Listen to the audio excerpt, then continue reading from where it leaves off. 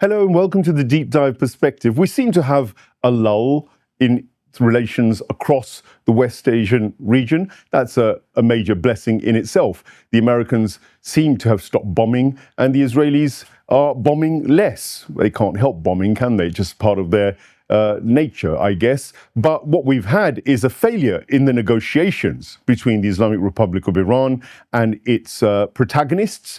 We've got a ceasefire which is regularly broken by Israel and was never really adhered to, given they kept bombing Lebanon. And Trump seems to have cooled off on the idea of war, but he started a blockade. So that's yet a new strategy of Donald Trump. Will it work? Will it fail? Most of the rest of it seems to have failed.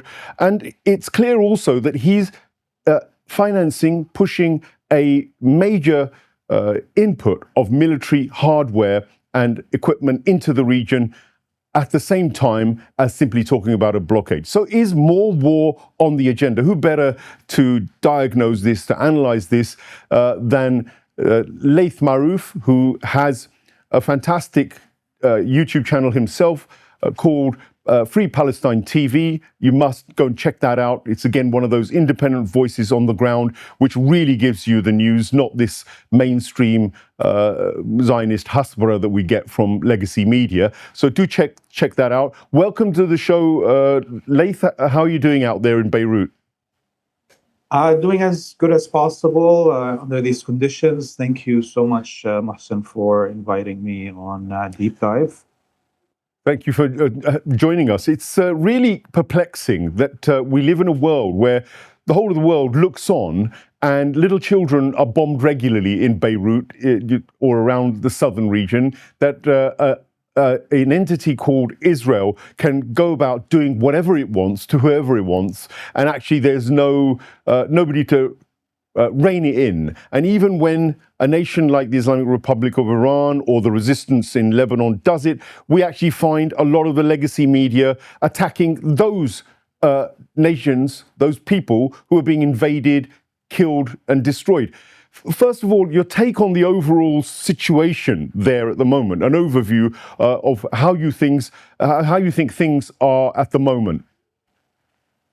Well, talking about Lebanon, since the direct negotiations by the Vichy regime of Prime Minister Nawaf Salam began in Washington, D.C., the Zionists stopped bombing Beirut, but they are continuing bombardment of the south of Lebanon, and they are trying to, conduct their operations in the south of Lebanon in ways that maybe will give them some win or hold of something in the south of Lebanon in order to have cards in their negotiations. This morning there was a truck belonging to one of these NGOs here in the country, bringing medicine, milk, and nappies or diapers to the south of Lebanon, which was attacked on the main highway between Beirut and Saida. And on the battleground in the south, it's been now a week, more like 8 days, where the Zionist forces are attempting to enter Bint Jbeil town. Bint Jbeil is situated in the middle of the border between Palestine and Lebanon. It's a second tier or second line town.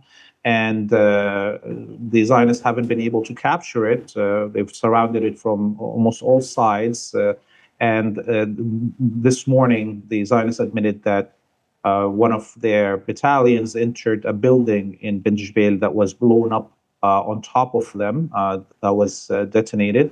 So the Zionists are unable to capture any territory in the south of Lebanon, although we're on day 44 of or 45 of this war, and so in terms of military capabilities, the Zionists are not able to change the reality. This is why they had to work with the collaborationist regime here in Lebanon to try to achieve things on paper that they couldn't achieve on the ground.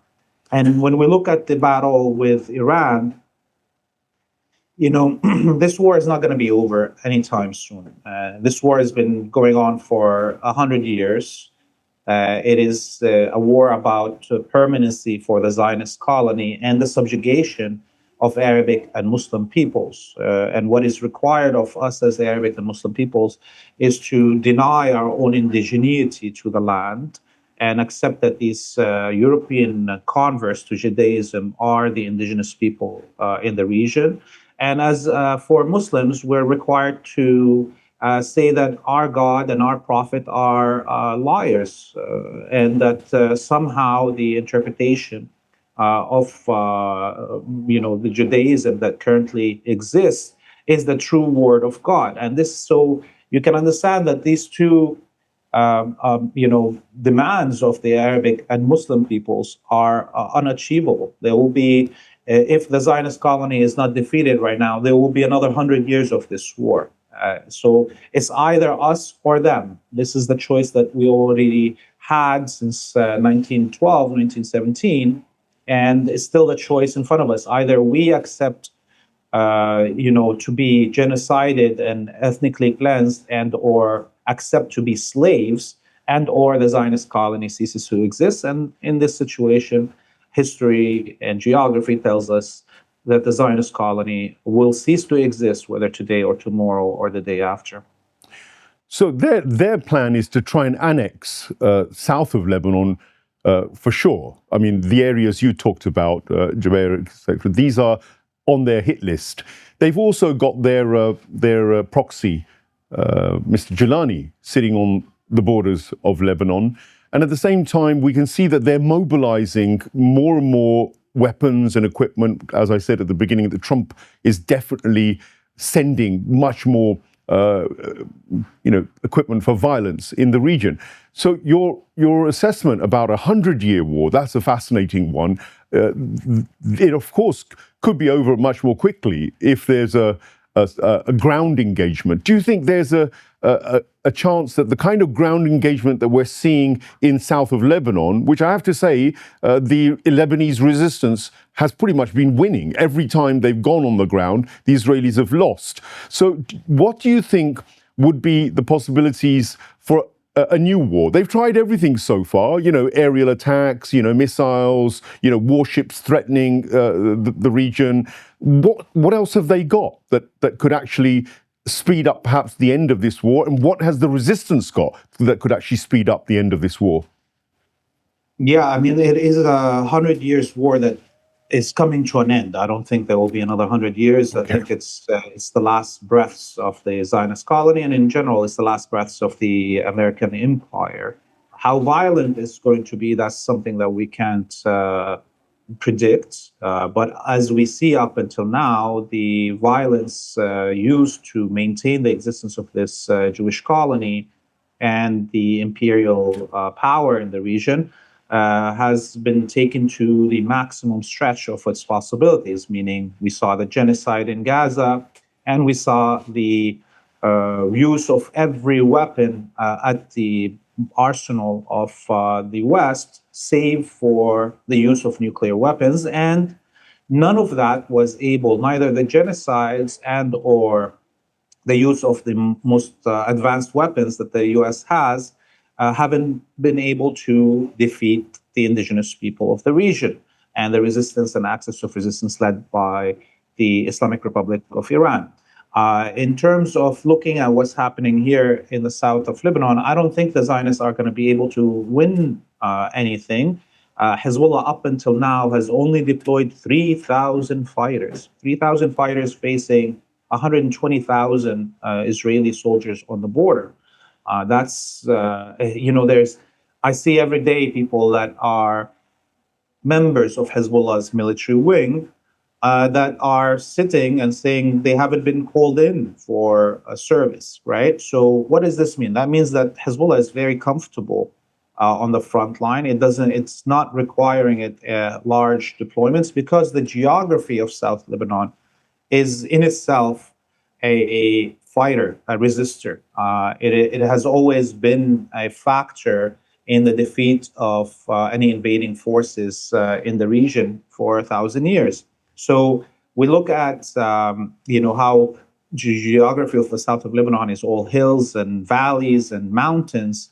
It is not something like Gaza, which is a flat land, and also it is multiple times the size of Gaza. So if the Israelis couldn't defeat Hamas in this one-dimensional landscape in Gaza for 2.5 years until to now, they haven't been able to defeat Hamas. How are they to defeat Hezbollah? This is an impossibility. And the only reason that the Israelis think even that they have the ability to defeat Hezbollah is because of their Jewish supremacy. That's what clouds their mind. This is the same thing that drove the United States and Israel to attack Iran. That Jewish supremacy blinds them to the realities of geography, history, and military power. So, and finally, you mentioned Al-Julani.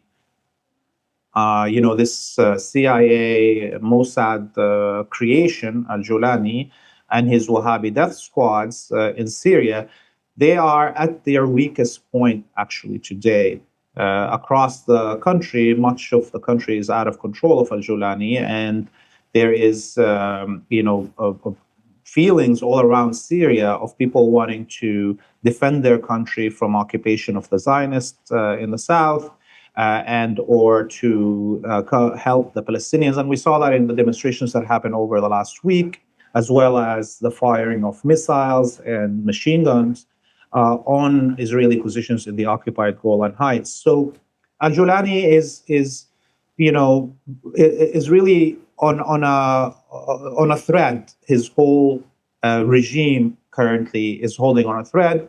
And if there is a return to full-scale war, which is very likely between Iran or the axis of resistance and the United States, I think Al-Julani's regime, as well as the regime in Jordan, are the most likely to collapse. Well, on Free Palestine TV, you've done a fantastic job in letting the world see a lot of the military action on the ground. I've seen videos, many of them maybe not originating from you as well, but certainly you've been posting things where the operations themselves are recorded, and we can all see that hundreds of Merkava tanks have been hit. We can see the depots and the bases of the Israelis hit. Of course, the Israelis, Hezbollah, has been trying to push out that nothing's happened to them, that in a way they're winning. And their propaganda is pumping out this idea of annexation. And they're also simultaneously triggering their sellout patsies, shills in Lebanon. So given that on the ground reality is that the Lebanese resistance is more than capable of resisting the invasion, the invasion yet again of Lebanon. What about the Lebanese people and the Lebanese government? These are two important factors, because as we've seen with the Americans and the Mossad in Iran, they tried to do regime change, they tried to stir up problems and create an entire new establishment. They failed.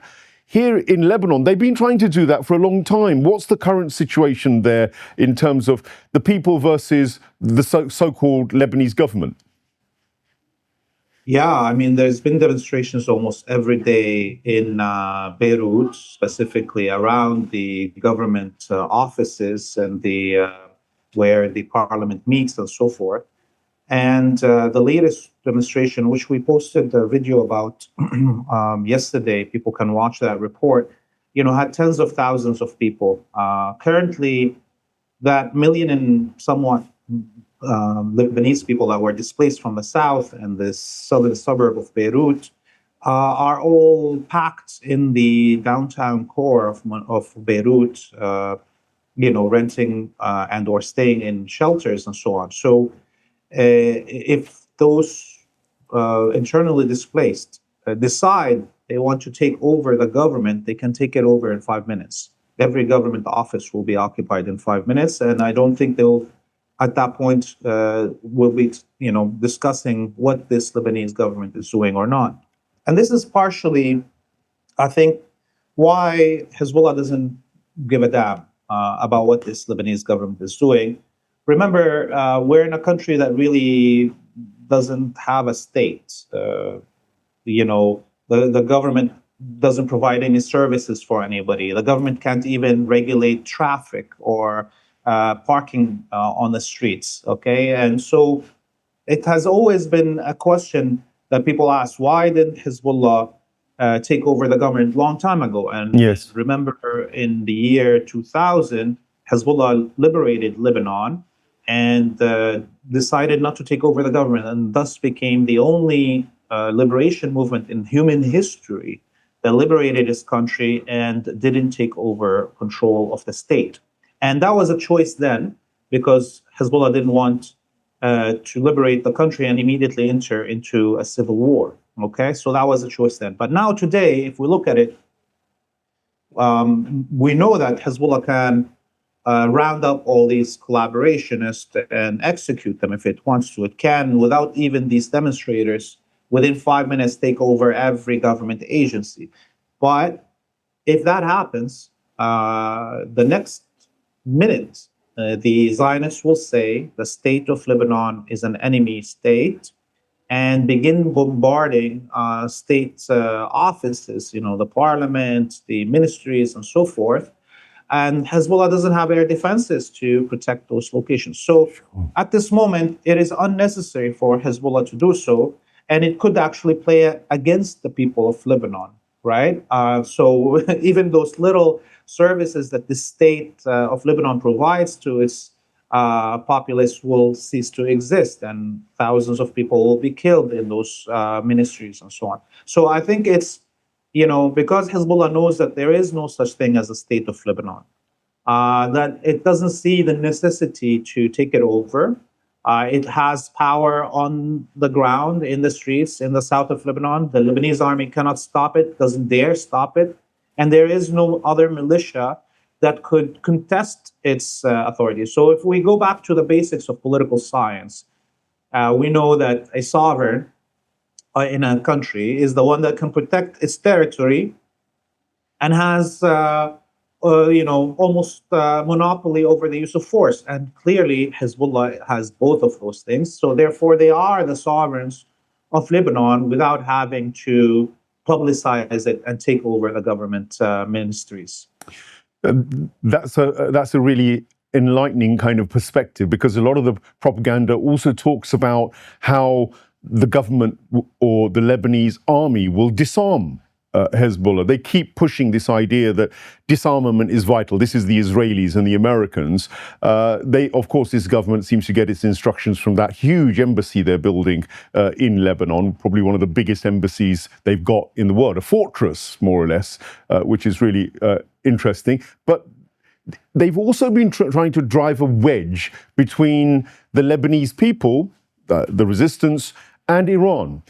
Sometimes they say, Hezbollah or the Lebanese resistance is a proxy of the Islamic Republic of Iran. Sometimes they'll use for instance, they used during the run-up to the ceasefire negotiations, this notion that Iran had in some way, betrayed Lebanon, betrayed the resistance because it didn't respond with its firepower to support the resistance, as if the resistance doesn't have its own firepower. This constant effort to try and equate the Lebanese resistance with being some sort of lackey of Iran is one of the things that they definitely try to flame and fuel. What do you say about that? Well, it's clear that those who are using this language are using it in a propaganda way to try to sway people's opinions. But anyone who has studied the history of Iran and Lebanon understand that this relationship between the Iranian people and the Lebanese people has nothing to do with Hezbollah or the Islamic Republic of Iran as an entity today. Those who know the history will know that Iran is Shia today because of Lebanese preachers, Shia preachers, Yes, going to Iran in the late 1700s and early 1800s and preaching to people there and converting them in order to the sect of Shiism. And before that, Iran was Sunni. The people don't even realize these things. Or, by the way, Egypt was Shia and then became Yes. Sunni. Yeah, absolutely. So there's a historic relationship between the Iranian people and the Lebanese people. Those preachers that brought Shiism to Iran, they have huge mausoleums, tombs in Iran. People love them. People come in pilgrimage to Iran that are Shia to Lebanon that are Shia. Not only not only Lebanese going to Iran to pilgrimage. So this is a historic long-term relationship that is deep in the psyche of both Iranians and Lebanese, and it's impossible to break. And therefore, when we look at the situation right now, even when we talk about the military strategies of Iran or its tactics or what it learned, the Iranian, Islamic Revolutionary Guard learned here in Lebanon during the 1980s after the Islamic Revolution came and fought here. There's a deep connection between the liberation of Iran and the liberation of Lebanon and the peoplehood. So there's no way to describe Hezbollah as a proxy and be truthful. In fact, we see how much of what Iran is doing is always under the guidance of Hezbollah. Like, Iran is not going to intervene inside Lebanon if Hezbollah doesn't want it. Iran is not going to bomb Israeli advancing forces because Hezbollah didn't ask for it, for instance. Okay, and Hezbollah doesn't need right now that direct intervention militarily because up until now it's been bleeding the Zionist military to death in the frontline villages of Lebanon. And again, if it's required, and at one point Hezbollah will do a full mobilization, and when that happens, I don't think there will be any presence for the Israelis in Lebanon and or even in North Palestine. We'll get to this point, but overall, because this was already a 100-year war, and because it was clear throughout the genocide in Gaza that the whole Western alliance, imperial order, will use all resources available to it to maintain this Zionist colony, it means Lebanon or Iran are not fighting just the Zionist colony or the United States. They're fighting the whole collective empire. And that you cannot win such a war through one blow. It has to be a protracted war of attrition, as has happened, where the resources of the empire are stretched to the max, where its economic situation starts collapsing, where its supply routes start collapsing, and so forth. And this is what we're beginning to see right now at this stage of this war in the last 2.5 years. Yeah, the reality also on the ground is that Netanyahu admitted himself that actually it was Sayyid Nasrallah who was guiding and directing affairs of the axis of resistance far more than even Ayatollah Khamenei and the IRGC. There was this kind of admission, really profound admission by the terrorist in chief, the global terrorist in chief, that he actually acknowledged that the Hezbollah were in many ways the leaders and the think tank. So it's curious that now they use the Hasbara to try to make out that the Hezbollah is some sort of minor proxy. That aside, what's your assessment of the broader situation? We've seen two wars now, really, two phases of this war this year, and we've seen the Americans essentially, in my opinion, lose both times. The 12-day war was a clear defeat for the Israelis and the Americans militarily, in my opinion, because they didn't achieve their objectives. The objectives they set they were not fulfilled. again, this time, the objectives were vague, but nonetheless, they talked about nuclear arms and all sorts of other business. But it seems that, and regime change, of course, try to sort of decapitate the establishment in Iran. It's not a regime, and it's an Islamic Republic of Iran. It's a government. I know that this terminology in itself is insidious, so I thought I'd flag it up myself, but they call it a regime. However, they failed. In my estimation, what's your thought? Do you think that they've achieved anything in this latest round of war? And then if they start another war, what do you think will be the outcome there? Well, I think this war specifically has showed us the maximum limit of imperial power, right? And, whether it is assassinating leaders, and or killing at mass children and civilians, and or destroying infrastructure. But none of those things win wars, right? What wins wars is boots on the ground.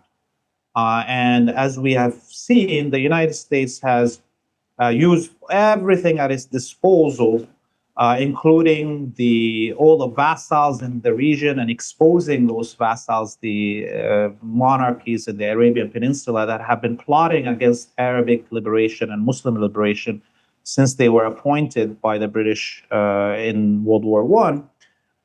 And it used everything at its disposal, save for the use of nuclear weapons. And or the attacks on nuclear sites that will create a nuclear fallout. And we were at that, brink of that. And then we saw the Pope of Catholicism come out and call this war unjust, unchristian.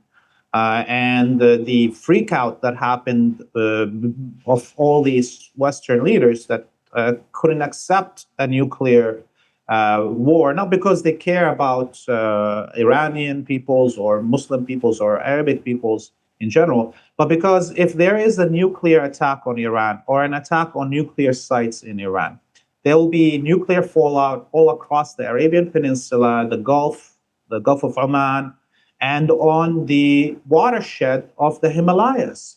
And you will have 1 billion people on the move, heading for safety, most probably towards Europe.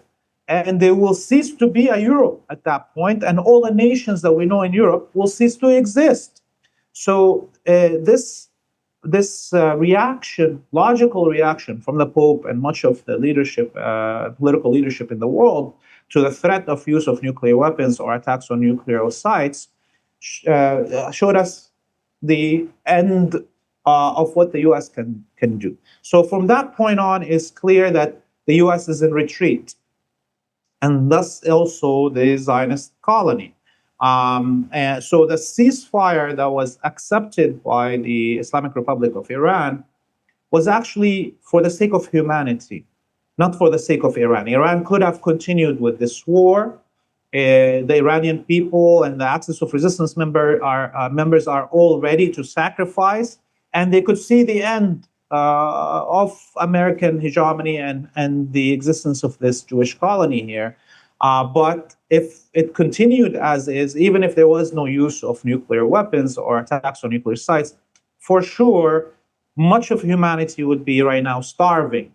And the economies of the world collapsing. So Iran gave the world one more chance, okay, out of its goodwill, to allow this moment of ceasefire. But it seems like up until now, the other part of why they accepted this ceasefire, the Iranians, is because the minute the ceasefire happened, you began seeing the internal pressures within the empire concentrate on pushing back the emperor and his regional lackey from the brink of total destruction of civilization. And so we see already how right now the Catholic Church, for instance, took advantage of this ceasefire and directed its attacks on Trump.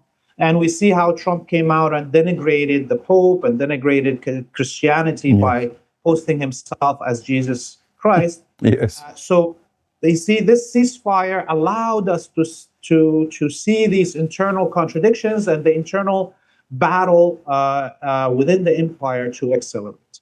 Yeah, because there was a lot of, again, Hasbro pushing the idea that the fact that Iran even accepted negotiations was in some way showing a weakness, when the reality was it was the US that asked for this ceasefire, pushed Pakistan forward to try and negotiate it, and then tried to renege on things by confusing the 10 points with the 15 points, and then we had this whole muddying of the waters, trying to make out that Iran was in some way weak because they'd had some internal differences about what those 10 points are. I've heard all this is buzzing on the internet, and they're feeding these rumors out there. On the ground, it seems though that Iran has huge unity. The people want a continuation of the ending of these genocidal regimes. They're quite happy to sacrifice their lives. The leadership has demonstrated they're willing to sacrifice their own lives, plus the lives of their families. Ayatollah Khamenei had 7 or 8 family members, plus associates killed during his kind of a brave end. The reality is they weren't hiding in bunkers, which was another thing which was being pushed around to try and divide the Iranian people from the leadership. It seems as though the Zio Empire is only left with propaganda now. The rest of it seems to have failed. Where do you think that propaganda is actually working? Is it having any effect on global opinion? Because the bulk of global opinion now surely sees both America and Israel for what they are, a genocidal set of regimes that are intent on killing children. The valiant resistance of the Palestinian people, the Lebanese people, the whole axis of resistance in Iran. But, in the beginning, before the war expanded to Iran, the valiant resistance of the Palestinian people and the, flood of citizen journalists that documented their own suffering and oppression, as well as the amazing military media output that came out with those videos of the resistance inside Gaza and in Lebanon, have destroyed 100 years of propaganda buildup within global human consciousness that was propagated by the imperialist media to, create this fabricated image of the eternal victim, the Jew eternal victim, and also the eternal Superman Jew, right? So what we saw is both those who were, had their mind, controlled by this idea of Jewish eternal victimhood, seeing the crimes being committed by the Zionists, nonstop 24-hour broadcasted genocide, that destroyed that image and in a way buried the Holocaust under the bodies of the children of Gaza. And the other part of that media coming out from the resistance, the videos of the amazing barefoot Palestinian fighters taking out Merkavas, or those of the drones and missiles of Hezbollah, have showed that all this myth about Karmaga fabricated, that the Israelis are somehow the best martial artists, better than the civilizations that brought us martial art, and or that their tanks is the best tanks in the world, and their pilots are all of those things collapsed at the bare feet of the fighters on those videos. So I think there is no going back. In order to somehow manage to convince humanity again of Jewish victimhood and Jewish supernatural powers, you would need 3 more generations. You need everybody that lived this moment, from the littlest child that's flipping on TikTok and seeing genocide videos every day, till the oldest man, to all of us who have died, and 2 generations passed where there's no more collective memory of what just happened. So there is no going back in terms of the power of Zionism and the power of imperialism to manipulate people into accepting somehow the Jewish colony and the empire as the just part or side of this conflict.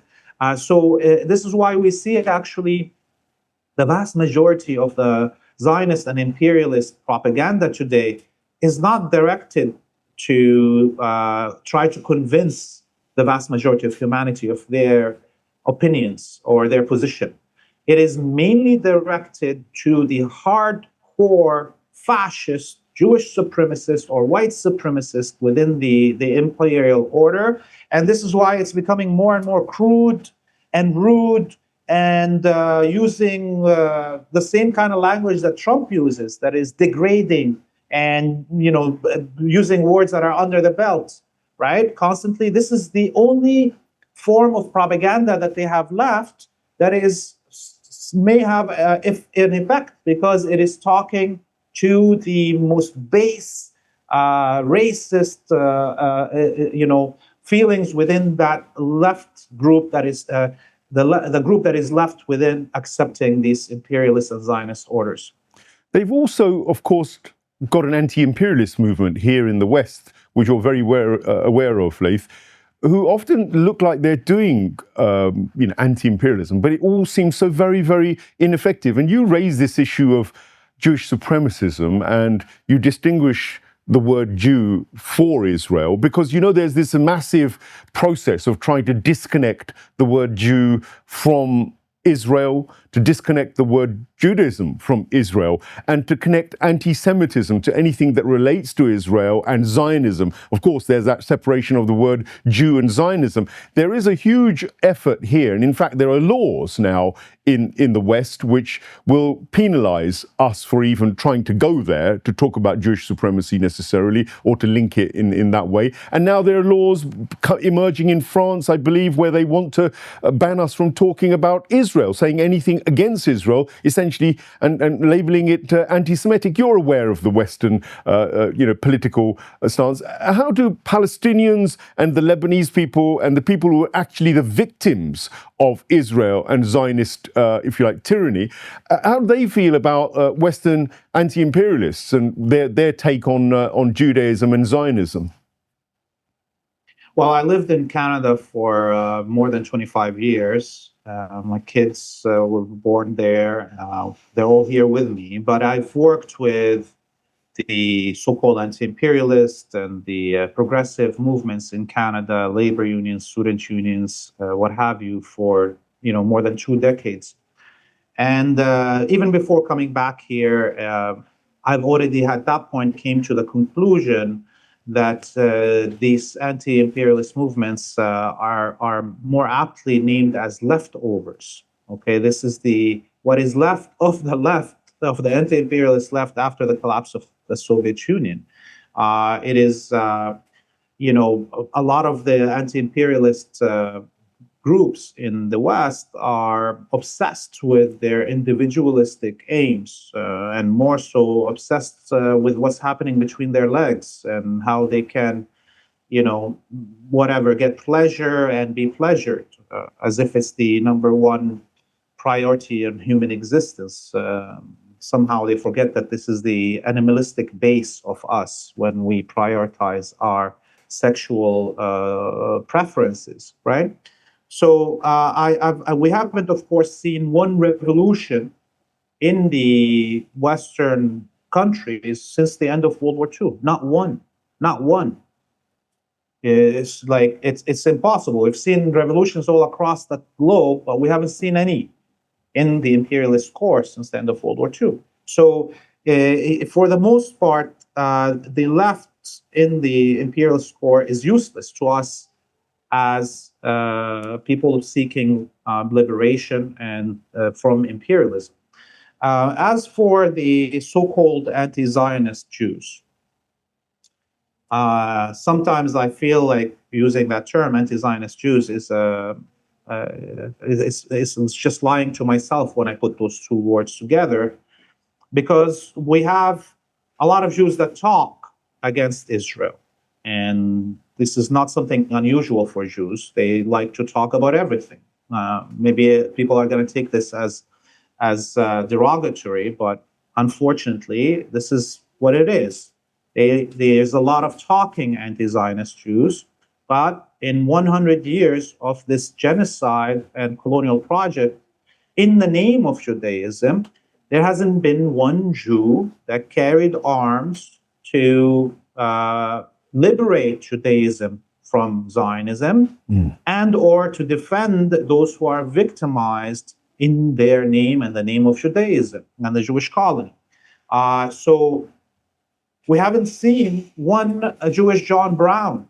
And there was a Christian John Brown in the United States that carried arms against slave owners, and his rebellion caused the Civil War in the United States, right? But we still condemn all white people as settlers in the United States. But apparently, we as Palestinians, we as Arabs, we as Muslims have to glorify Jews that talk against Zionism, although there hasn't been not one Jew that carried arms against Zionism. And if we point that out, we are racist somehow or discriminatory against Jews. No. What I'm expecting from Jews, if they want to truly call themselves anti-Zionist, is that at least one Jew on this planet to have the dignity and the honor and the love of Judaism, not the love for me, the love of Judaism, to carry arms and start a rebellion inside the synagogue and inside the Jewish institutions. There's zero. Similarly, let's presume all of them are somehow nonviolent. Okay? Well, show me one Jewish Oskar Schindler. You don't want to carry arms to fight the Zionist killing in your name? You don't want to have the same honor as the 70,000 Germans that carried arms against the Nazis and were martyred? You want to be less honorable than those? No problem. Be as honorable as the German Oskar Schindler, who hid Jews from the crimes of Nazis. So have we seen one Jew inside the Zionist colony or outside it, even in the West, hide Palestinians from the oppression or the genocide being committed in the name of Judaism and Jews and the Jewish colony? Zero. So ultimately speaking, factually speaking, there is no difference between Judaism and Zionism. And if there is any Jew that disagrees with us, well, take action. Prove to us. Prove to us. I'm not a Jew. You are not a Jew also, Mohsen. Yes. We have no responsibility to preach Judaism or learn its intricacies. Those who believe that they are Jewish and Jewish religion is just must prove it to us by taking action, not by preaching to us, and by trying to preach within their own synagogue, their own community, try to convert their own population away from Zionism or Jewish supremacy towards a just religion. And unfortunately, I don't see that coming anytime soon. That's very powerful coming from you, Laith. I've had Gilad Atzmon and Professor Chaim Bresheth and a few people from the Natura Carta who've come on here. And the reality is they are a real small minority. There's a group called IJAN here, which also protests and joins all the protests. But I can't challenge you on the fact that you've just pointed out, that actually there's been no military or revolutionary intent necessarily from that community in the way that you're talking about. And that has a huge bearing in solutions for that region. We've talked a lot about the problems and the current situation and the war. But in terms of solutions, one of the things that has also constantly been fobbed off on Palestinians and to some extent the rest of the Arab world is all that in some way you have to accommodate the Jewish immigrants to that region, the occupation, that somehow all solutions must include them in some way, shape or form. Whilst they have a basically apartheid, fascist, ethno-supremacist attitude and leadership and ideology, and even religiously the rabbis many of the rabbis that I've heard are clearly, openly advocating the ideas around superiority, chosenness of the Jews, the Amalek, the need to wipe out these people who are non-Jews, etc. That does strike me as being the majority opinion. Generally, you'll find that they'll try and still say, no, that's a minority.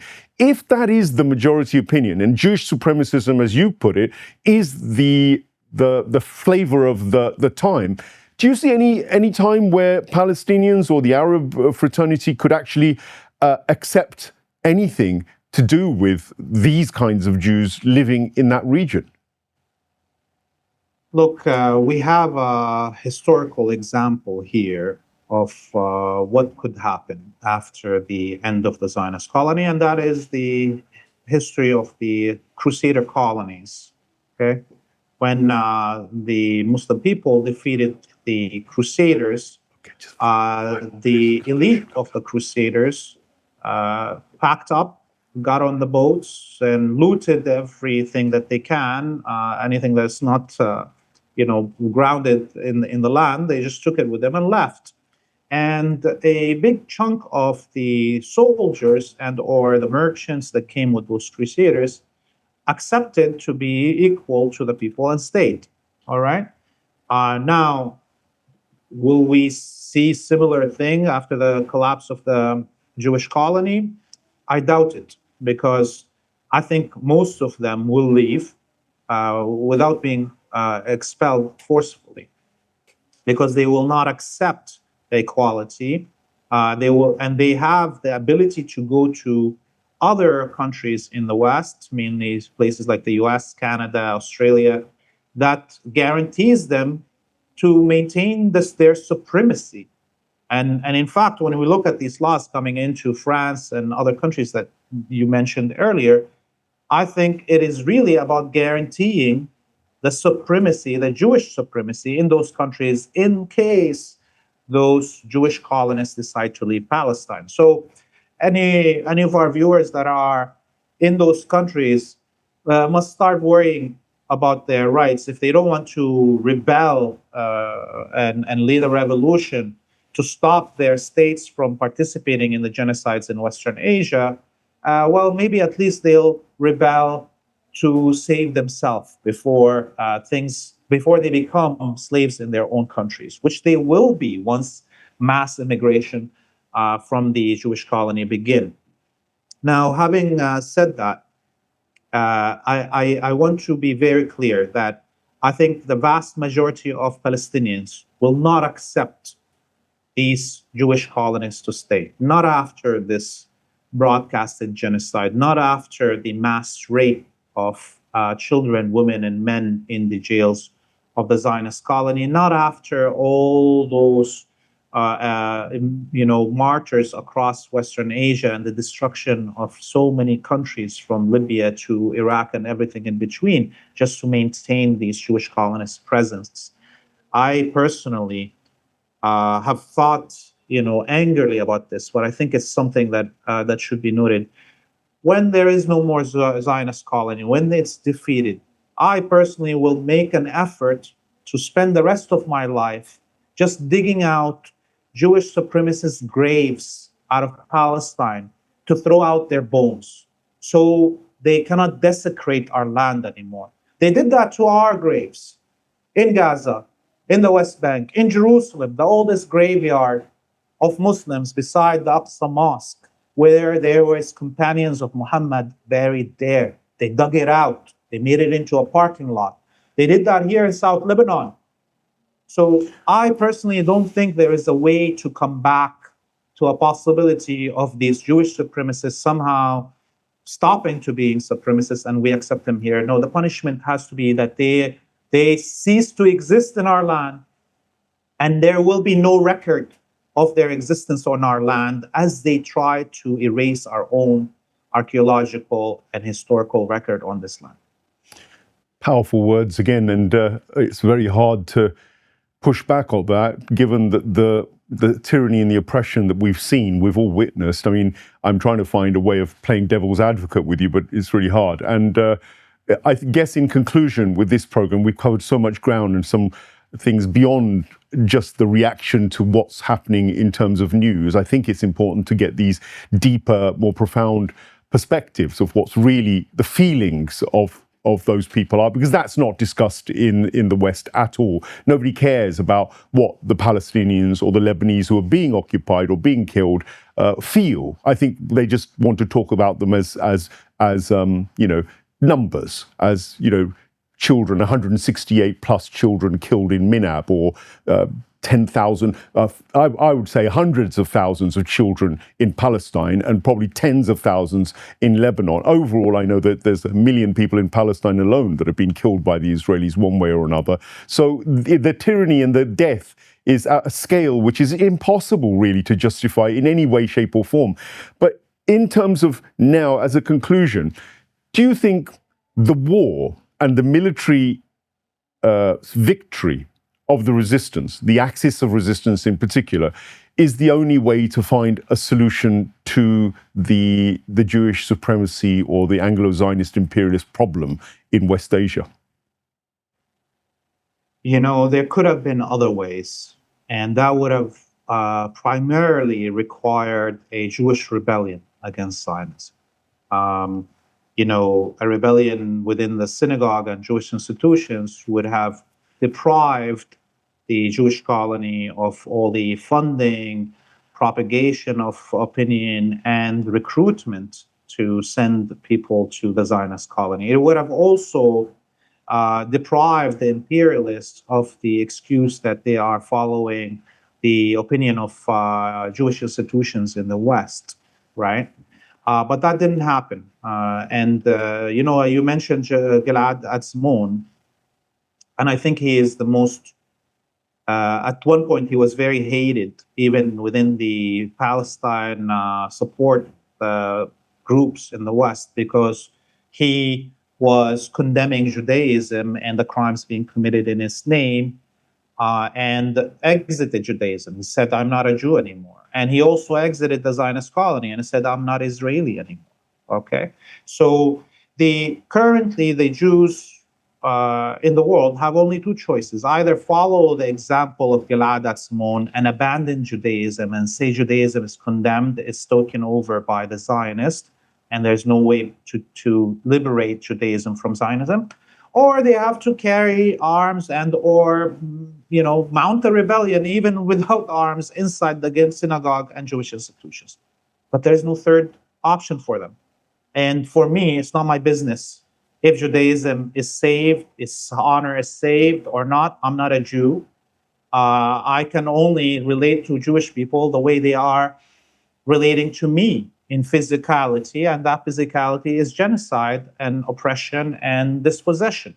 So I don't have any other reason to actually evaluate Jews except how they interact with me. So is there any other way for this war to end without the total destruction through military force of the Zionist colony? Up until now, it doesn't seem like it.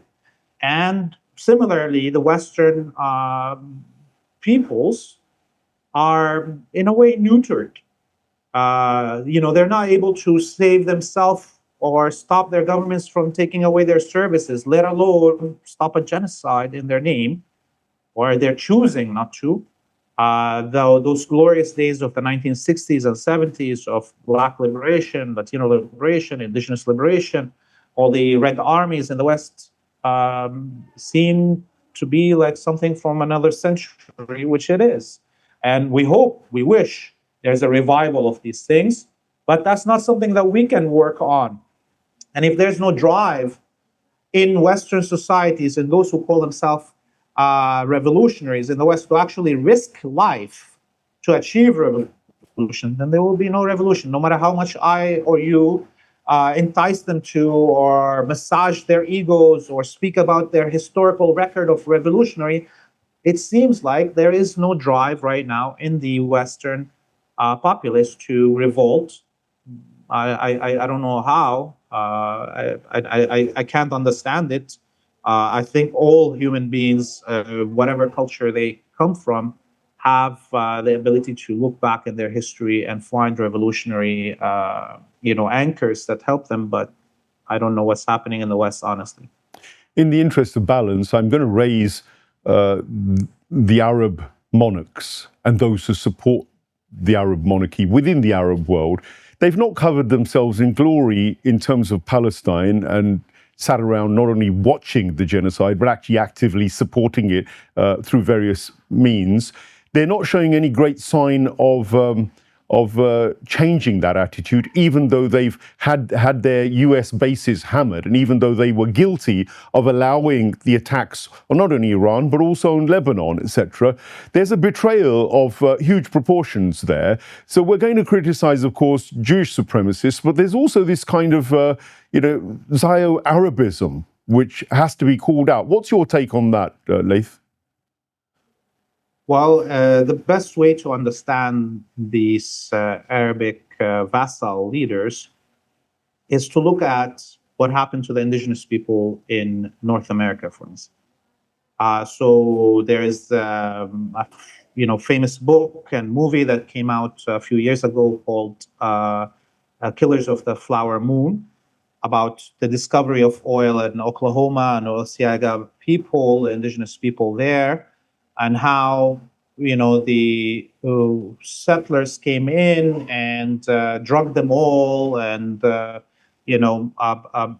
stole their resources, right? And so what we have here is these Arabic monarchs that have been fabricated and installed by the West starting the end of the 1800s, even before World War I. And it's mainly people that are drugged, that are given prostitutes and inbred and so forth under the control of Western intelligence, and then put into position. And of course, every Arabic and Muslim revolutionary movement in the region attempted to, take out these vassals.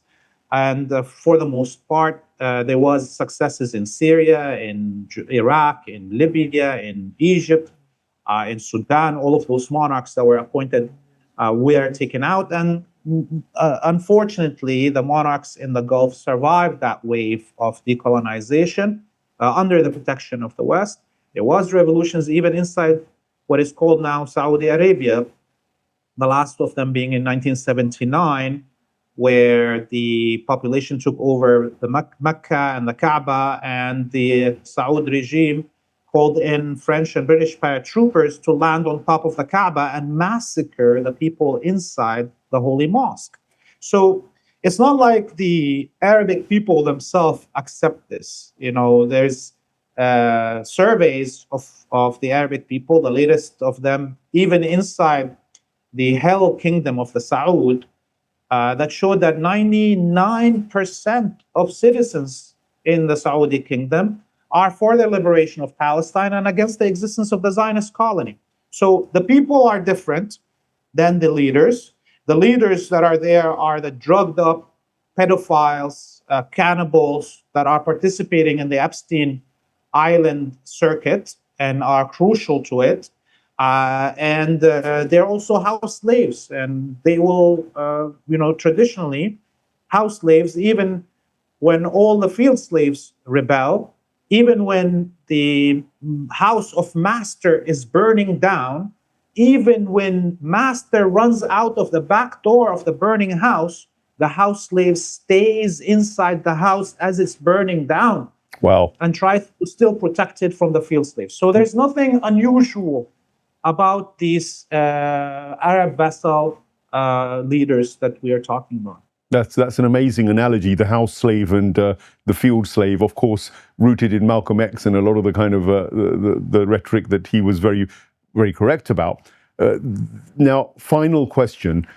Those house slaves, the Jewish supremacists that run Israel, the Zionist Christians and the Trump-like, floozies of the Anglo-Zionist money power institutions, they still seem hell-bent on making Iran and the Axis of Resistance kneel to their kind of belligerence.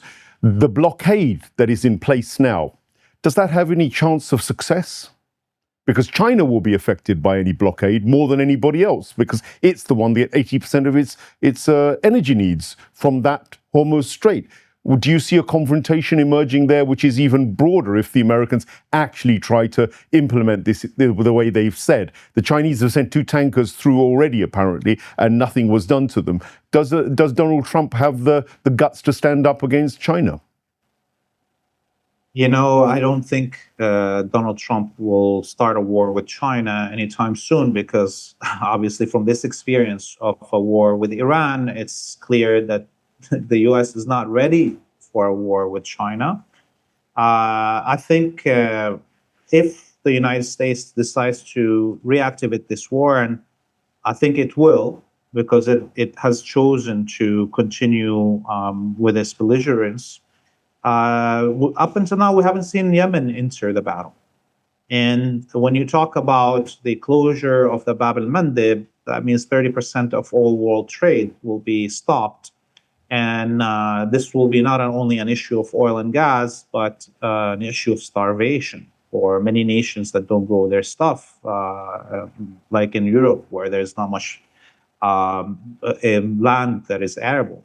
And the other thing with the entry of the Yemenis, it'll be basically a triangulation of all the American ships and so on in the Arabian Sea and the North Indian Ocean.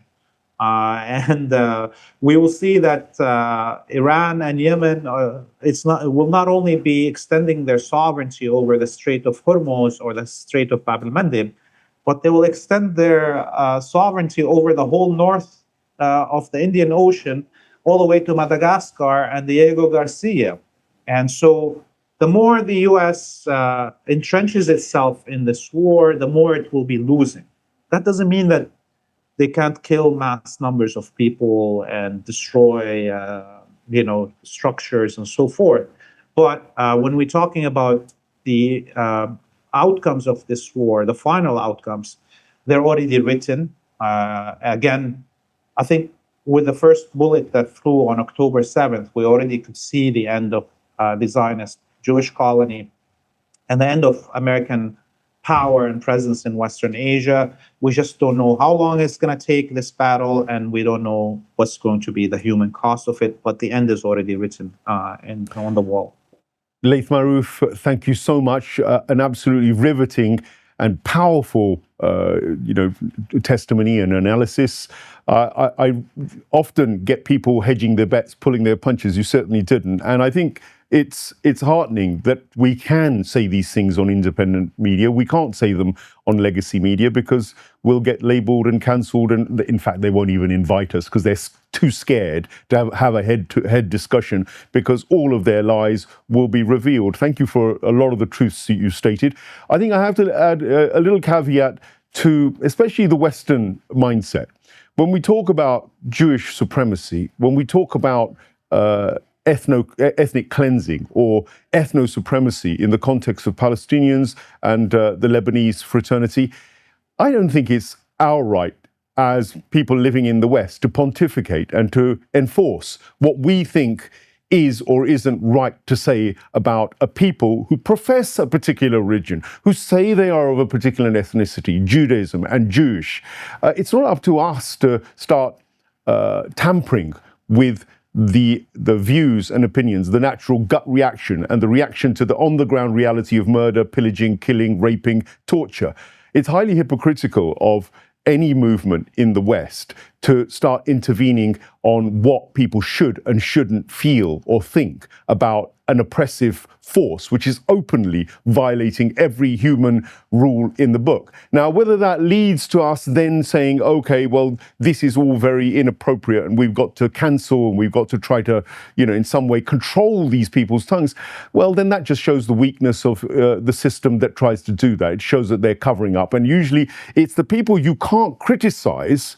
Very famously, people have made this quote quite viral, that it's those who you can't criticize, actually, who are fundamentally the problem. They are the issue. So quite clearly, if you're stopping people even criticizing violent, terrorist folk who actually profess Judaism as their religion, who actually profess that the Israeli state is a Jewish theocracy, who actually profess that Jewish supremacism is the best thing since Nazism.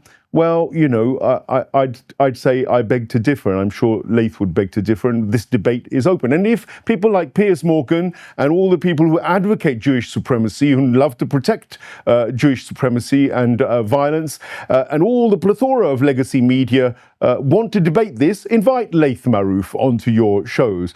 Invite me, I'm quite happy to talk about it, though I'm not an expert by any means. But there are plenty of people, Sayyid Muhammad Marandi and others, invite them to your mainstream legacy media and let the people hear the other side of the narrative of the oppressed, instead of just constantly giving platforms to the narrative of the oppressors. Thank you for watching this edition of Deep Dive Perspective. Thank you, Laith Marouf, and do watch Laith's regular output, huge amount of output that you can learn so much from on Free Palestine TV. Thank you very much, Laith, and we look forward to seeing you again on Deep Dive Perspective sometime.